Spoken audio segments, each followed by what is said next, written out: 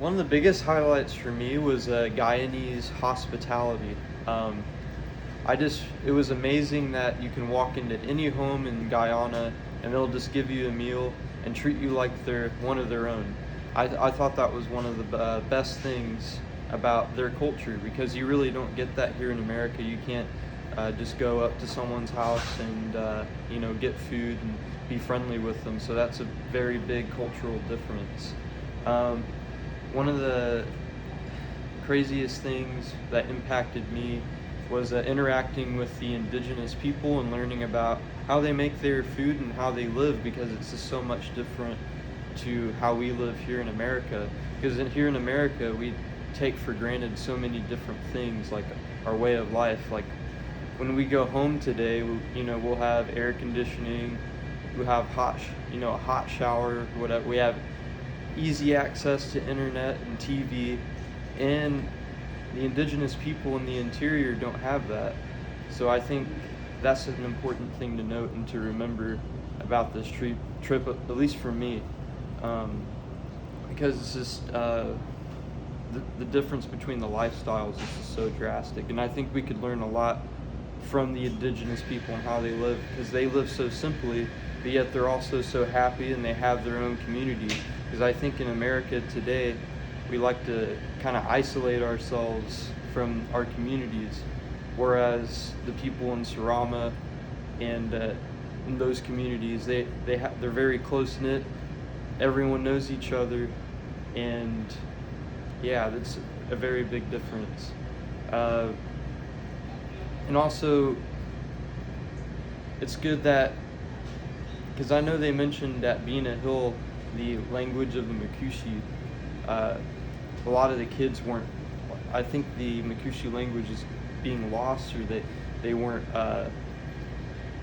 speaking it anymore. And I think it's kind of a sad thing to me that aspect of their culture is slowly degrading. And I hope that it someday can be saved. And I think to help supplement that, to help stop that, I think it's important for us students to spread awareness about Guyana and the indigenous cultures. So that's the biggest thing for me, is interacting with the indigenous people. That was the biggest highlight for me. There was the long road into the rainforest that was very bumpy. That was a lot of fun. Never been on a road so terrible before. We got on a boat, and when we got to Iroquama, and went out and hiked Turtle Mountain, which was absolutely beautiful, and got caught in the rain in the rainforest. So, woo. Let's see. What else did we do happen? When we got to Sarama, I got to fire a traditional bow and arrow. That was really fun. I really liked that. And I also got to learn how they made them, which was extremely interesting. And I learned a lot about the cultures that were there, the different cultures that existed in the interior and on the coast. And I mean, those were pretty highlighting. So I think that one of the key takeaways that I had from this trip was, like, growing up, I always thought that, like, third world people that grew up in third world countries were like more unhappy than us, because like they didn't have all the amenities that we have. And like going into this country and just seeing it's kind of the opposite of that. Like they're just kind of have something that I feel like we're losing touch to, or maybe have even already lost touch to. That was really eye-opening for me and has kind of changed like my worldview. This trip was really fun, like, because we didn't have the amenities and we didn't have Wi-Fi, so we got to connect with each other and we got to connect with the people that we were meeting, and it was like really like a different experience for me. I feel like I haven't like had an experience like that for a while, so it was awesome. And also just like looking at the nature, it's so beautiful. Yeah, that's all I have to say about that. The nature's just so beautiful. That's all I have to say. Can you tell us some of your favorite memories that you've made? One of my favorite ones is celebrating the Holy. That was like the most fun I've had in forever, and it's so great. Got to like kill each other with paint and tie-dye, and I love that. And then I really like seeing the sea wall. That's one of my favorites, and like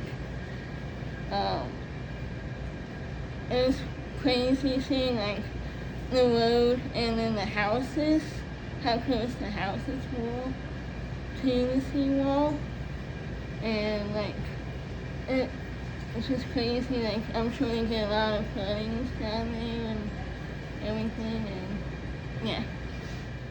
One of the most interesting things I experienced this trip was learning about the differences in culture and what we're used to. For example, every time you go to a home, you're always getting a full stomach full of food. They give you a plate. You're always trying fresh new fruit.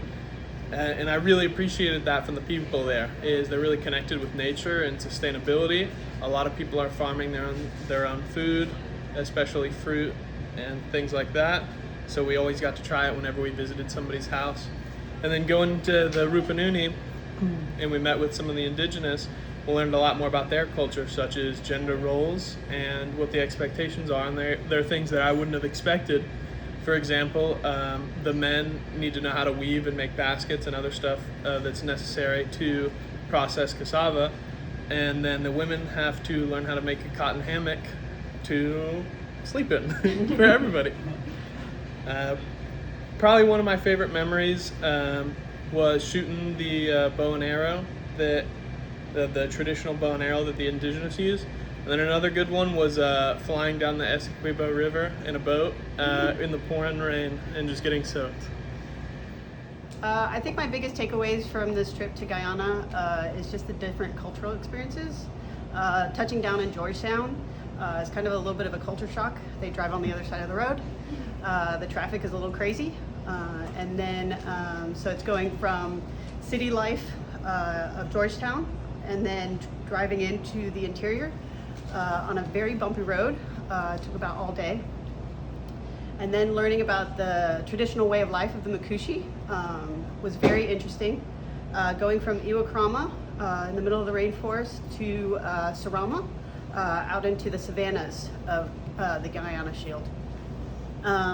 The other big takeaway for me was in Sarama at the Eco Lodge, sleeping in the banabs, which is a traditional like hut type shape with a thatched roof, which actually contributes to cooling, and not a drop fell on us. My other interesting takeaway was meeting Mamai Paulette. The way she spoke of the traditional way of life and trying to get her kids and grandkids to learn Makushi so that the language doesn't die was very interesting. The other interesting conversation we had was with Mr. Sidney Alacock, who was a former vice president of Guyana and has been leading the charge for ecotourism in the Sarama area and has really built up his community, his way of life, and really opening the world's eyes to focusing on the environment and focusing on a different way of life that you can still be happy without the go, go, go pace and still enjoy the environment without destroying it. So I think those are my biggest takeaways from this trip from Guyana. And accepting other cultures is the biggest takeaway. And I encourage anybody, if they have the chance, to do this kind of study abroad and really get out of your comfort zone and get out of your bubble and learn about different ways of life.